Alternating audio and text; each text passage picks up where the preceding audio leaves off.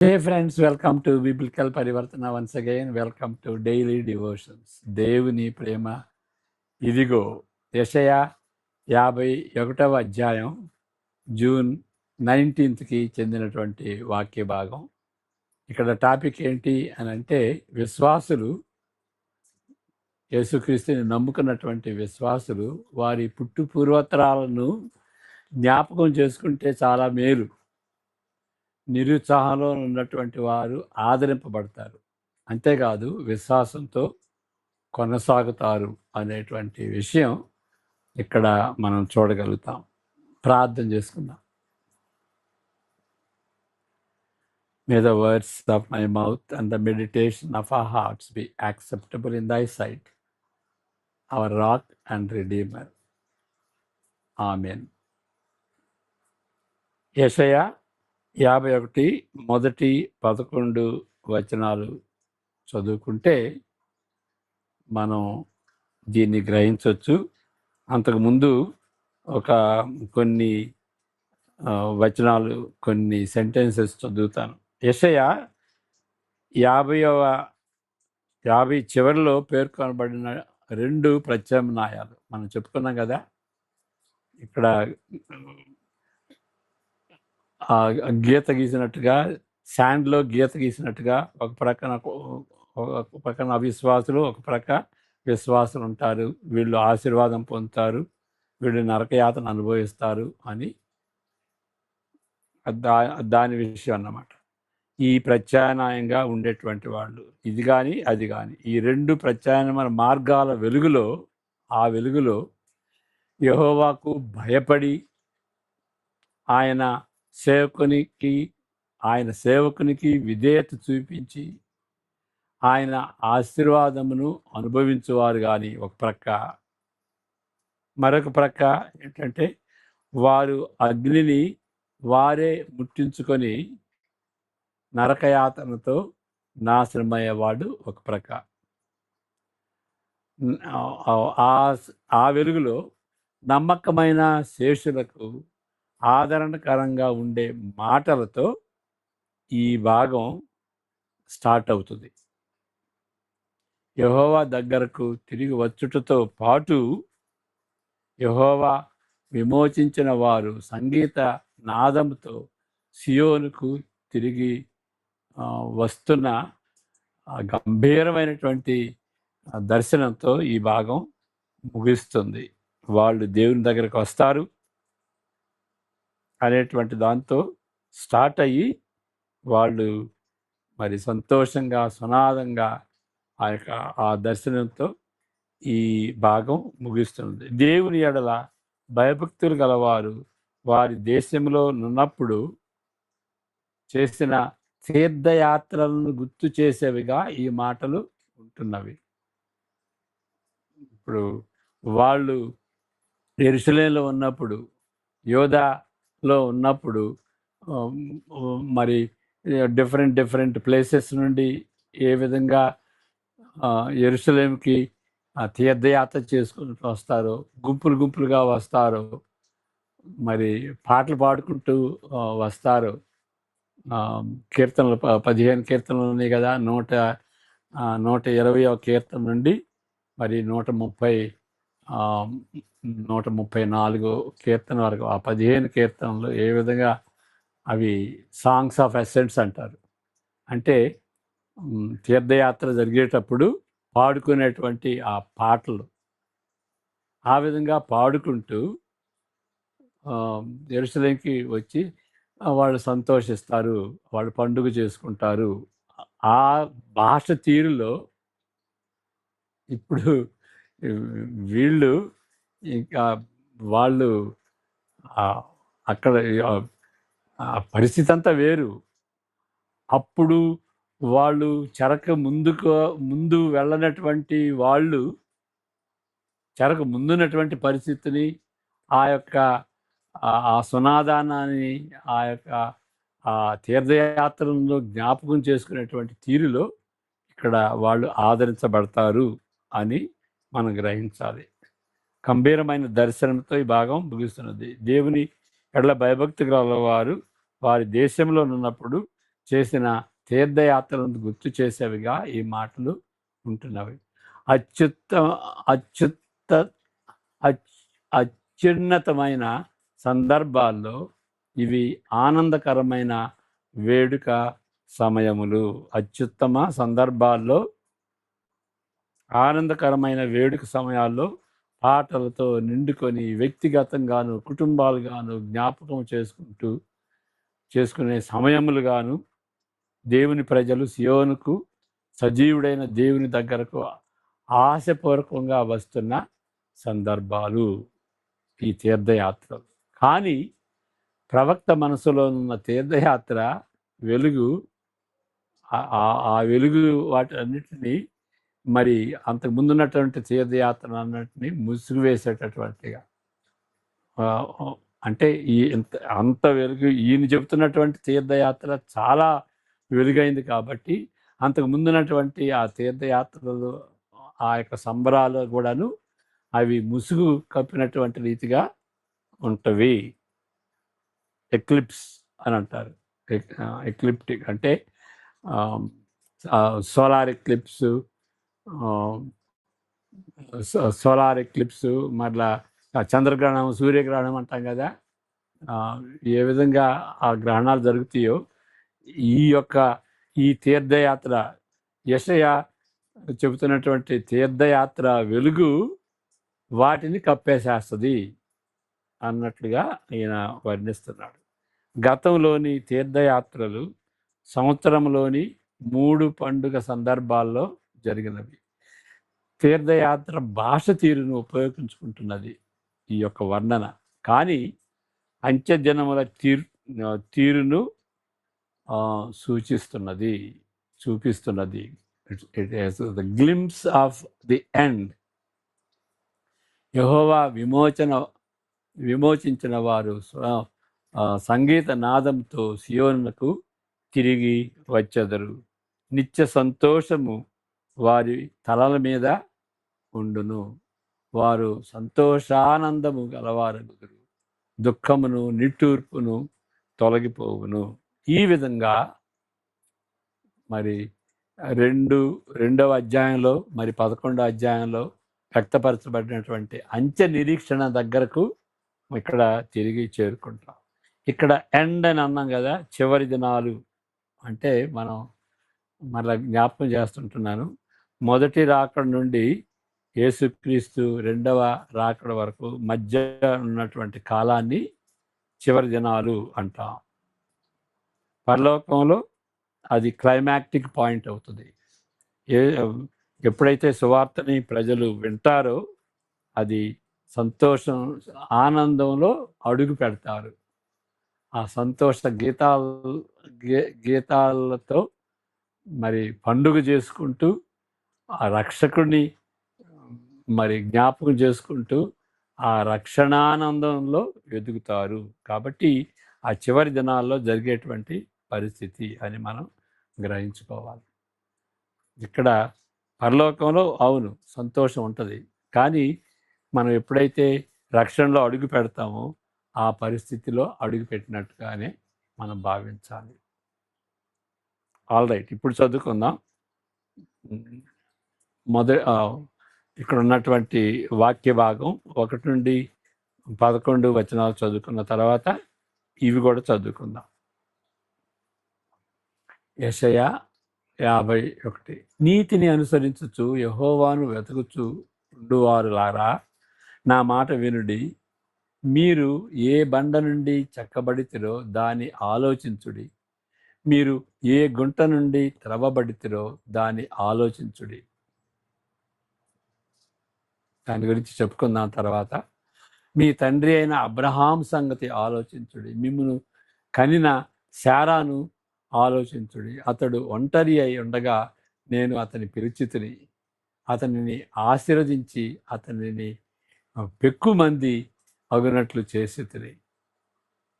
యెహోవా సియోనును ఆదరించుతున్నాడు కానీ పాడైన స్థలములన్నిటినీ ఆదరించి దాని అరణ్య స్థలములను ఏదోను వలె చేయుచున్నాడు. దాని ఎడారి భూములు యెహోవా తోట వలె అగునట్లు చేయుచున్నాడు. ఆనంద సంతోషములను కృతజ్ఞతాస్తుతియు సంగీత గానమును దానిలో వినబడును. నా ప్రజలారా నా మాట ఆలకించుడి, నా జనులారా నాకు చెవియొగ్గుడి. ఉపదేశము నా యొద్ద నుండి బయలుదేరును, జనములకు వెలుగు కలుగునట్లుగా నా విధిని నియమింతును.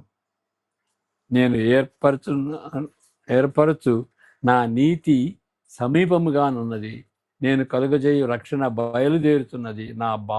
నా బాహువులు జనములకు తీర్పు తీర్చును. ద్వీపవాసులు నా తట్టు చూచి నీ నిరీక్షణ గలవారగుదురు.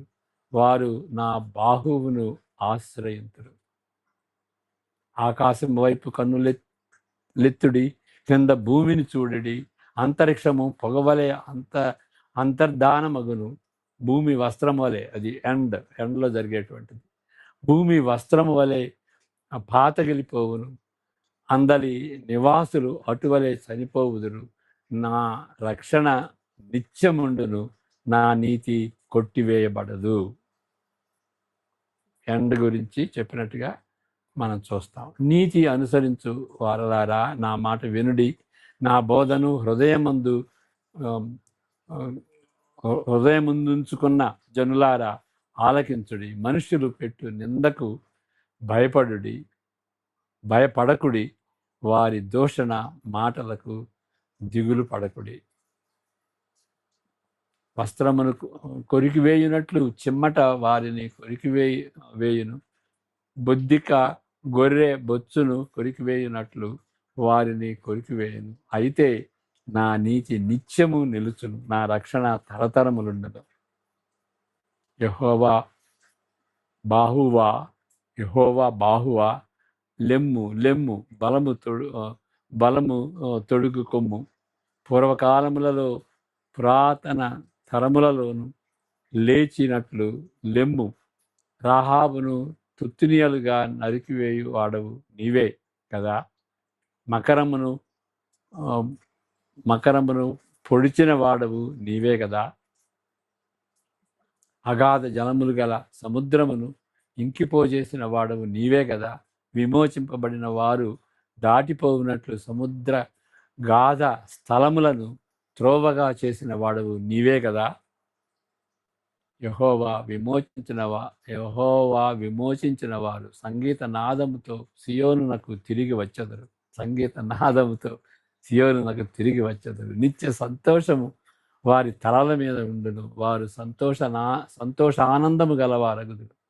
దుఃఖమును నిట్టూర్పును తొలగిపోవును.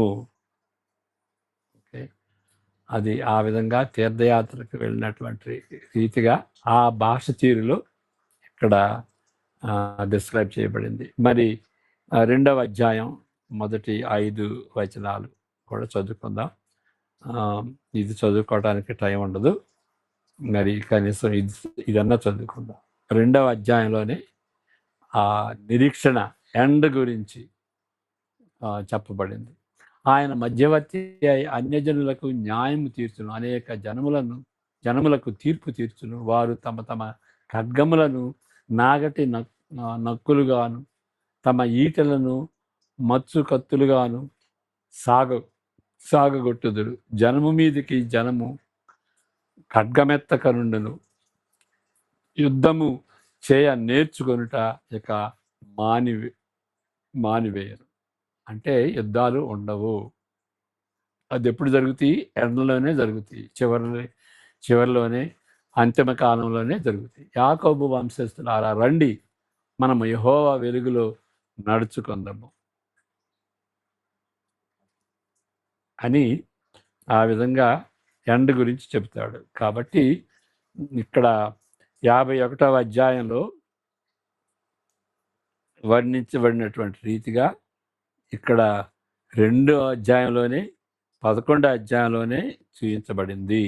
కాబట్టి దాని దగ్గరికి మనం తిరిగి వస్తున్నాం.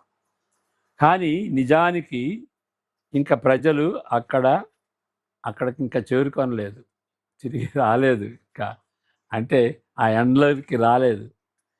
దిగజారిన పరిస్థితులను బట్టి వారు నిరుత్సాహపడుతున్నప్పుడు తమ పుట్టు పూర్వత్రాలను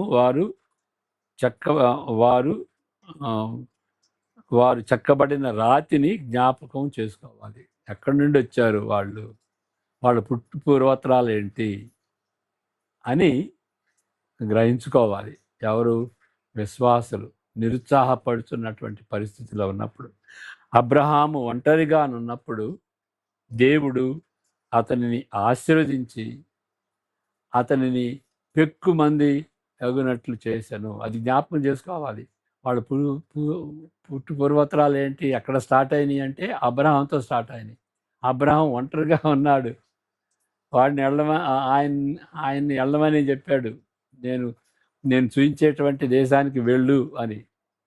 మరి దేవుని నమ్మి అది ఊజు నుండి బయలుదేరి ఆయన అక్కడ ఆ ప్రదేశానికి తర్వాత మరి కానాను అయింది కదా. ఆ కానాను ప్రదేశానికి వస్తే నీకు ఈ ప్రదేశం అంతా ఇస్తాను అని చెప్పాడు కదా. నిన్ను ముందు ఆశీర్వదిస్తాను, ఎక్కువ మంది అయ్యేటటువంటి రీతిగా, పెక్కువ మంది అయ్యేటటువంటి రీతిగా మేము ఆశీర్వదిస్తాను అని వాళ్ళని మరి ఐగుప్తు పంపించాడు. ఐగుప్తులో 70 మంది అక్కడికి వెళితే 60 లక్షల మంది, 6 మిలియన్ పీపుల్ ఆ విధంగా వాళ్ళు అభివృద్ధి చెందారు. ఆ విధంగా అవన్నీ కూడాను దేవుడు ఏ విధంగా చేశాడు, ఒంటరిగా ఒక వ్యక్తిని బట్టి ఏ విధంగా అంత ప్రబలమయ్యారు అనేటువంటి దాన్ని విశ్వాసులు జ్ఞాపకం చేసుకోవాలి. అదేవిధంగా ఎందుకు జ్ఞాపకం చేసుకోవాలంటే ఆ దేవుడే అప్పుడు చేసినట్టు దేవుడే ఇప్పుడు కూడా చేస్తాడు, సమర్థుడు. కాబట్టి అవి ఆదరించేటువంటి మాటలుగా ఉంటవి. ఆ విధంగా గుర్తించుకోవటం చాలా మంచిది. మరి ప్రభు వల్ల తీసుకునేటప్పుడు మనం గుర్తుంచుకుంటాం, దేవుని యొక్క కార్యాలు గుర్తించుకుంటాం, యేసుక్రీస్తులో చేసినటువంటి కార్యాలు జ్ఞాపకం చేసుకుంటాం, మన జీవితంలో చేసినటువంటి కార్యాలు కూడా మనం గుర్తు చేసుకోవాలి. అలాంటి గుర్తింపు మన ఇక్కడ శీర్షికలో చెప్పినటువంటి రీతిగా నిరుత్సాహంలో ఉన్నప్పుడు అలాంటి ఆ విధంగా జ్ఞాపకం చేసుకోవటం మనకి ఆదరణకరంగా ఉంటుంది. దేవుడు అట్లాంటి పరిస్థితి నుండి ఈ పరిస్థితి తీసుకొచ్చాడు, అంతగా ఆశీర్వదించాడు అని తెలుసుకుని దేవుని ఎడల విశ్వాసంలో మనం కొనసాగుతాం. అంటే నిరుత్సాహ పరిస్థితుల్లో కూడాను ఆ విశ్వాసాన్ని మనం వదిలిపెట్టం. కాబట్టి జ్ఞాపకం చేసుకోవాలి. నిజంగా నా రక్షణ నిత్యముండును అని 6వ వచనంలో చదువుకున్నాం కదా. నా రక్షణ నిత్యముండును, నా నీతి కొట్టివేయబడదు అని ఆ చివరి దినాల గురించి చెప్తాడు. ఈ మధ్యలో ఏం చేయాలి దేవుని ప్రజలు అంటే ఆయన ఆజ్ఞలకు విధేయత చూపించాలి. వారి హృదయంలో ధర్మశాస్త్రం ఉన్నది. ధర్మశాస్త్రం అని అంటే బోధ, టీచింగ్, దేవుడు బయలుపరిచినటువంటి టీచింగ్. అది ఎక్కడుంటుంది? మోషే ధర్మశాస్త్రంతో పాటు మరి ప్రవక్తల ద్వారా, యాజకుల ద్వారా ఇవ్వబడినటువంటి బోధలన్నీ కూడా ఇమిడి ఉన్నట్టుగా మనం తలంచవచ్చు. ఆ బోధను ఆధారం చేసుకున్న ఎడల తరువాత ఇవ్వబడినటువంటి ఆదేశమును అనుసరించగలరు. ఏంటి తర్వాత ఉన్నటువంటి ఆదేశం అంటే, మనుషులు పెట్టు నిందకు భయపడకుడి, వారి దూషణ మాటలకు దిగులు పడకుడి. ఇక్కడ మరలా చాలా ముఖ్యమైనటువంటిది. ఎప్పుడైతే మనం దేవుని యొక్క బోధను ఆధారం చేసుకుని జీవిస్తామో అప్పుడు మనుషులు పెట్టేటువంటి నిందకు భయపడం, దాన్ని అనుసరిస్తాం. దేవుడు చెప్పినటువంటి ఆ యొక్క ఆదేశాన్ని, భయపడవద్దు అనేటువంటి ఆదేశాన్ని అనుసరించగలం. ఎప్పుడంటే ఆ బోధను మన హృదయాల్లో ఉంచుకున్నప్పుడు. ఇది లేకుండా మనుషులు పెట్టుకున్న దానికి భయపడకూడదు అని ఏదో మనకి న్యూ ఇయర్ ప్రామిస్ లాగా మనం చేసుకుంటే లేదు. దాని కాంటెక్స్ట్ ఏంటంటే ఇది ఆ బోధను మన హృదయాల్లో ఉంచుకున్నప్పుడు, అది ఆ సందర్భంలో ఇచ్చినటువంటి ఆ యొక్క ఆజ్ఞ. భయపడకండి, వారి దూషణ మాటలకు దిగులు పడకండి అని చెప్తాడు. దాని సమయం వచ్చినప్పుడు వస్త్రమును కొరికివేయునట్లు చిమ్మట వారిని కొరికివేయును. అయినా నా నీతి నిత్యము నిలుచును, నా రక్షణ తరతరములుండును. అంటే అక్కడ నమ్మినటువంటి వాళ్ళకి జరిగేటువంటి పరిస్థితి ఇది. కానీ ఆయన చేత రక్షింపబడినటువంటి వాళ్ళకి పరిస్థితి ఇట్లా ఉంటుంది. నిత్యము నిలుచును, నా రక్షణ తరతరములుండును. ఇక్కడ వస్త్రాలైతే టెంపరీగా ఉంటాయి, కానీ ఆయన ఇచ్చేటువంటి వస్త్రం నిత్యంగా నిలుచుద్ది. ఆయన ఇచ్చేటువంటి రక్షణ వస్త్రం తరతరాలుగా నిలిచి ఉంటుంది. ఇక్కడ కొన్ని హస్తప్రతులలో అంటే మ్యానుస్క్రిప్ట్స్లో 4వ వచనం వేరుగా ఉంటుంది. 4వ వచనం చదువుకుందాం. 51:4.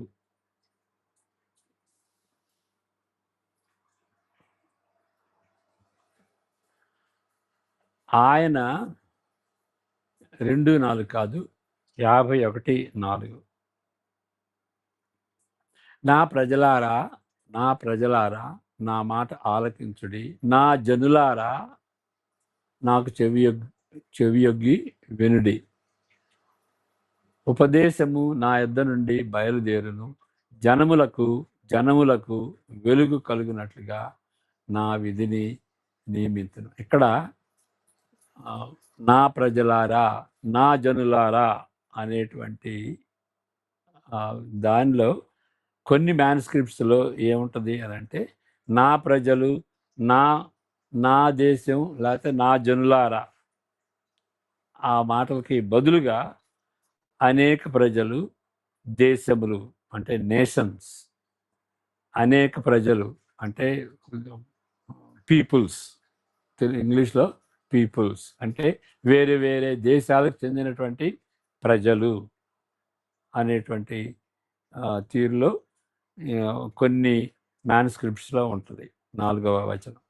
ఇశ్రాయేలుతో పాటు వేరే గుంపునకు చెందిన వారిని సంబోధిస్తున్నది. ఇక్కడ ఆ మ్యానుస్క్రిప్ట్స్లో ఉన్నట్టుగా మనం అర్థం చేసుకుంటే దాని అర్థం ఏంటంటే, ఇక్కడ తీర్థయాత్ర అని చెప్పాం కదా, తీర్థయాత్రకి ఎవరు వెళ్తారు? ఇశ్రాయేలు వెళ్తారా? వేరే గుంపు కూడా ఉన్నది, వాళ్ళు కూడా తీర్థయాత్రకు వెళ్తారు, వారు కూడా సంతోషిస్తారు. కాబట్టి 4, 5, 6 వచనాల్లో ఉన్నటువంటి వాళ్ళు ఎవరు అంటే అన్యులు కూడా. లోకమునున్న ప్రజల నుండి తీయబడిన వారందరూ కూడాను వాళ్ళు వేరే గుంపు. ఇశ్రాయేలు శేషులు ఒక గుంపు, మరి వేరే గుంపు ఎవరు అంటే అన్యజనులకు సంబంధించినటువంటి విశ్వాసులు. ఇశ్రాయేలు శేషులతో పాటు వీరందరూ కలిసి యెహోవా చేత విమోచింపబడిన వారుగా తయారవుతారు. They constitute the redeemed people, both the Jewish remnant and the nations, the believers of all nations. అదే మనం 11లో చూస్తున్నాం. అంతేకాకుండాను ప్రకటన 5, అది కూడా 2 కూడా చదువుకుందాం. 11వ వచనం, యెహోవా విమోచించిన వారు, ద రిడీమ్డ్, యెహోవా విమోచించిన వారు. వీళ్ళు ఎవరు అనంటే యూదులే కాదు, అన్యులు కూడా అని కొన్ని మ్యానుస్క్రిప్ట్స్ని బట్టి ఆ 4వ వచనాన్ని ఆ విధంగా అర్థం చేసుకోవచ్చు. 5:9 ప్రకటన గ్రంథం, ఆ పెద్దలు నీవు ఆ గ్రంథమును తీసుకొని దాని ముద్రలను విప్పుటకు యోగ్యుడవు, నీవు వధింపబడిన వాడవై నీ రక్తమిచ్చి ప్రతి వంశములోను ఆయా భాషలు మాట్లాడి వారిలోను, ప్రతి ప్రజలలోను, ప్రతి జనములలోను దేవుని కొరకు మనుషులను కొని మా దేవునికి వారిని ఒక రాజ్యముగాను యాజకులుగాను చేసేది కనుక వారు భూలోకమందు ఏలుదురని క్రొత్త పాట పాడుదురు. ఆ విధంగా తీర్థయాత్రకు వెళ్ళినటువంటి వాళ్ళు ఏ విధంగా పాడతారో రక్షింపబడినటువంటి వాళ్ళు ఆ నూతన గీతాన్ని పాడతారు. ఆ విధంగా ఆ నిరీక్షణ ప్రతి ఒక్క విశ్వాసికి, యేసుక్రీస్తుని నమ్మినటువంటి ప్రతి ఒక్క విశ్వాసికి ఆ నిరీక్షణ ఉండాలి. దేవుడు ఏ విధంగా అబ్రహాముని ఆశీర్వదించి, ఒంటరిగా ఉన్నప్పుడు ఆశీర్వదించి, ఏ విధంగా మరి ఆ యొక్క ఆశీర్వాదం చొప్పున ఇశ్రాయేలుని ఏ విధంగా ప్రబలేటటువంటి లెక్కలేనంత మందిగా చేశాడో, ఆయనతో పాటు మరి అనేక మంది ప్రజలు సువార్తను విని, యేసుక్రీస్తు సువార్తను విని ఏ విధంగా రక్షింపబడ్డారు. వాళ్ళందరూ కూడా కలిసి, యూదులు అన్యులు అందరూ కలిసి ఆ సునాదం చేసుకుంటూ ఆ తీర్థయాత్రలాగా పండుగలు చేసుకుంటారన్నమాట. అలాంటి నిరీక్షణ కలిగి ఉన్నప్పుడు ఏమవుతుందంటే, మనం నిరుత్సాహంగా ఉన్న పరిస్థితుల్లో ఆదరణ కలుగుతుంది. విశ్వాసంలో మనం కొనసాగుతాం. ప్రార్థన చేసుకుందాం. యెహోవా నిన్ను ఆశీర్వదించి కాపాడును గాక, తన సన్నిధి కాంతిని నీపై ప్రకాశింపచేసి నిన్ను కరుణించును గాక. ఆయన తన సన్నిధి కాంతిని నీపై ఉదయింపజేసి నిన్ను, నీ కుటుంబీకులను అందరికీ సమాధానం ఎప్పుడు ఎల్లప్పుడూ అనుగ్రహించును గాక. ఆమేన్. God bless you.